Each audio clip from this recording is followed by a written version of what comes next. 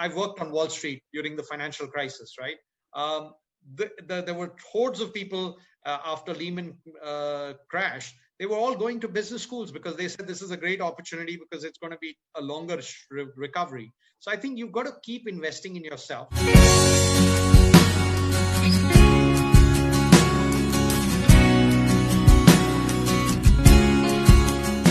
Imagine a B school that stresses creating global leaders who are sensitive towards protecting the environment and are passionate about bringing change in society.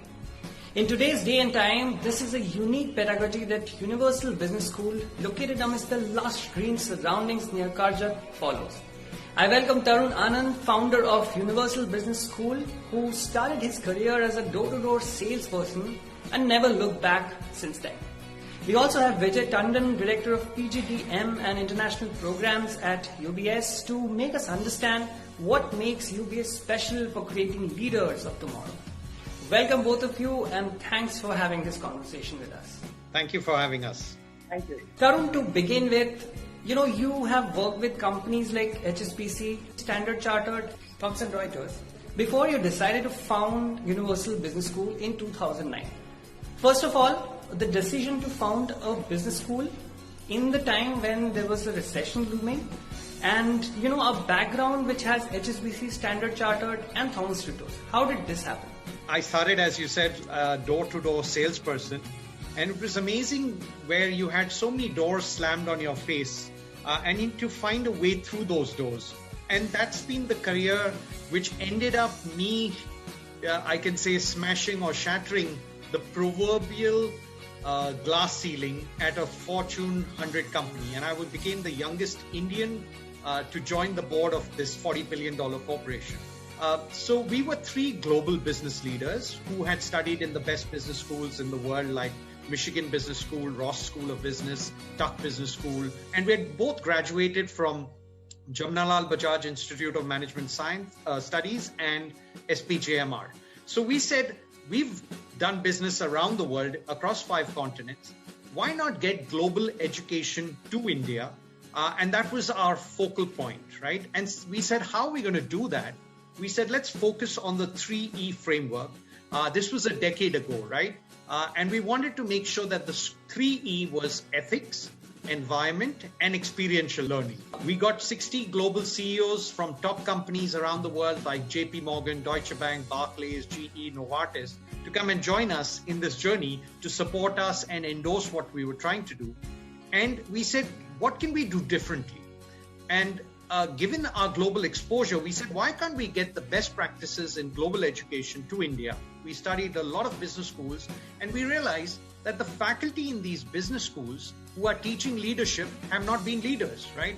How can you sit and say how a CEO does when you've not been a CEO? So to us, that was a gap in the marketplace that we wanted practitioners to be delivering. Vijay, you have worked as a manager in the corporate sector to getting into academia as a visiting faculty. And now you are the director of the PGDM and international programs at UBS. So how, according to you, has the world of education evolved over the years, and what have you seen as a significant change that is taking place? Well, if I look back at my academic journey, when I was a management student and compared to what it is today, there has been a massive transformation in the knowledge industry, especially in terms of curriculum development and delivery. In my view, the changes have profoundly impacted the overall teaching learning process. When it comes to curriculum development, as rightly said by Mr. Tarun, to bridge the industry-academia gap, top-class institutions including Universal Business School realize the value of collaborating with industry in designing the curriculum and to make it application-based. The industry-academia partnership, in my view, in terms of curriculum development, has actually gone a long way in making the student industry ready. Gradually, another significant change that we witness in the academic delivery system is the digitalization and use of technology. For instance, all top institutions, which includes Universal Business School, use learning tools such as simulation, gamification, and all these tools are going to be the real game changers. Since I'm from the industry and when I got into the space of academics, I was able to convince the student to look at the bigger picture, and I could really shift the focus and orient the mindset from merely thinking to strategic thinking. And the students started looking at the bigger picture. You started your journey with a company called AstraZeneca, and you've worked with GE Healthcare for almost a decade. How do you think this work experience of yours come in handy when you were, as a faculty, you were imparting education, and now as a director for UBS? Well, as I believe that many can transform business, but very few can transform lives. And transforming lives to me is more challenging than transforming business. At the same time, I also wanted to do something that I felt had a direct impact on young minds. And I found teaching to be a good fit. I found teaching profession is one such that can provide me access to positively influence the young mind. Tarun, the whole seed of UBS came from the fact that you found a gap that was there with the students and the industry, as you rightly mentioned beforehand. How important do you think these students need to have a connection with the industry, knowing what is going on currently in the market, and to what extent does the professor's work experience enriches the student for this experiential learning that you mentioned? I used to be a recruiter, right? When I was in the corporate world, I've gone and recruited from Cornell. I've gone and recruited from top institutes like Stern, and actually hired from Columbia Business School. And I would ask MBA graduate, typical question was, tell me something about global markets. Tell me something about international business or international trade. And I wasn't happy with the answer that came back. So I said, how can we change the language of our students at Universal Business School? So when they come in, they get this $10 million, they have to invest it. When they finish the program, you know how they answer it?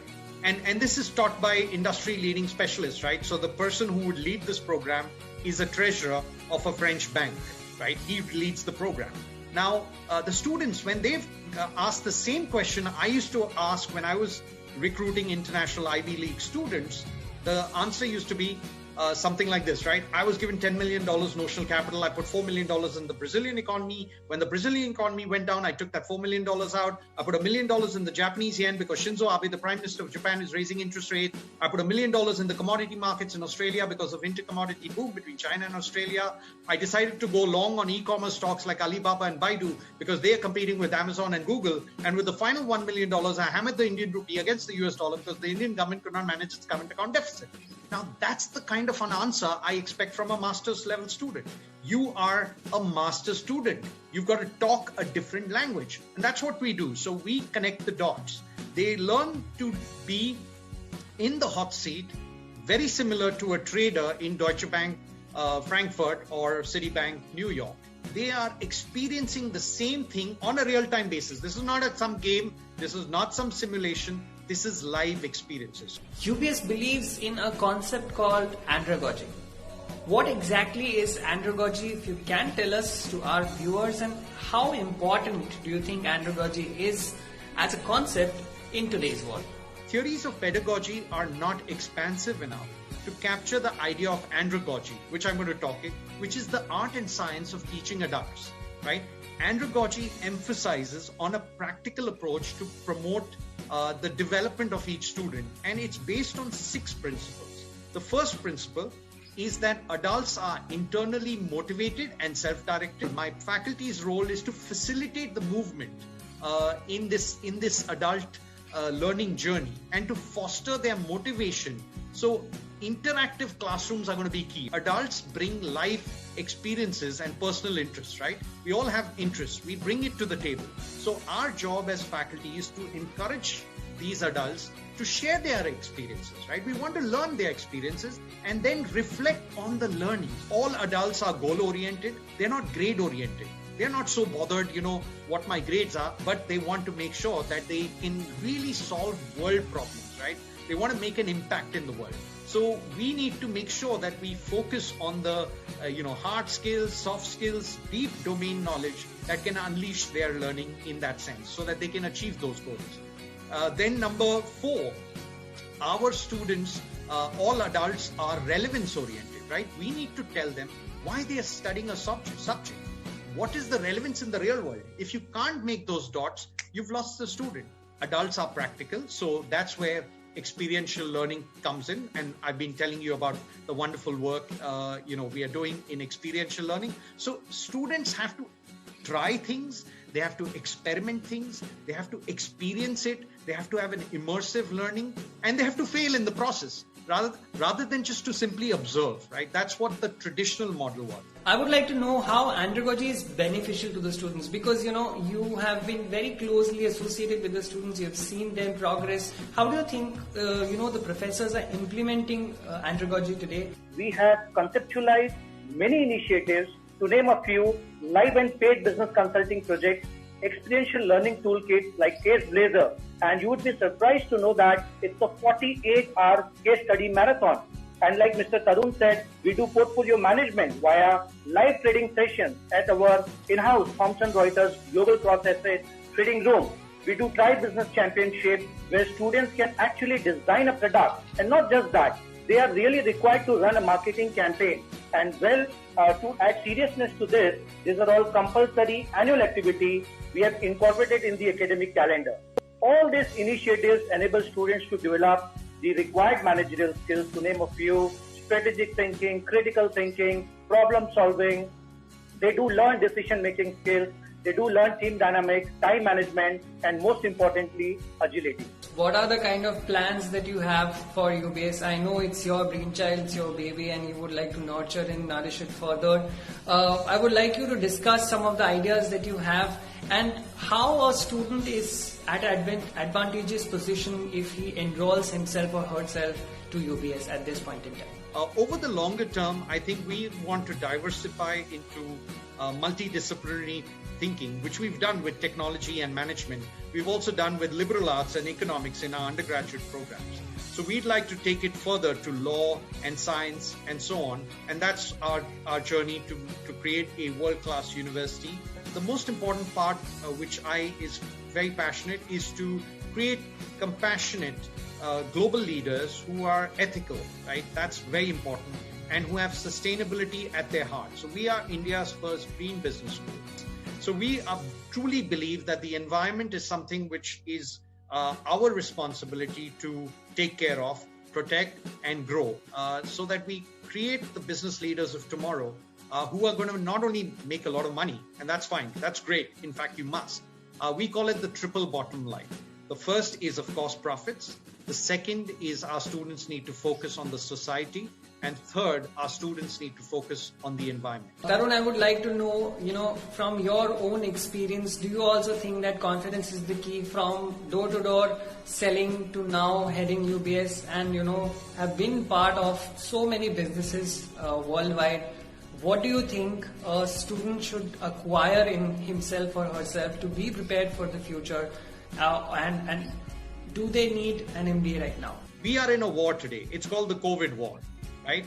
And education is food for the brain, right? Education is the most critical and the most differentiating aspect, which will take you further. So when things go wrong, in fact, people actually go back because industry is not growing, jobs aren't there. What happens is you need to upgrade yourself to the next level. So actually, I've worked on Wall Street during the financial crisis, right? There were hordes of people after Lehman crash. They were all going to business schools because they said this is a great opportunity because it's going to be a longer recovery. So I think you've got to keep investing in yourself because that's the only investment. And I do agree with Vijay. Confidence is the new currency. How do you get confidence? When you're armed with a body of knowledge, which you've actually experienced. That's where your competencies are built and your confidence comes in. Thank you very much, Tarun. Thank you very much, Vijay, for this conversation. It was really insightful. And thank you for being part of this conversation. Thank you. Thank you.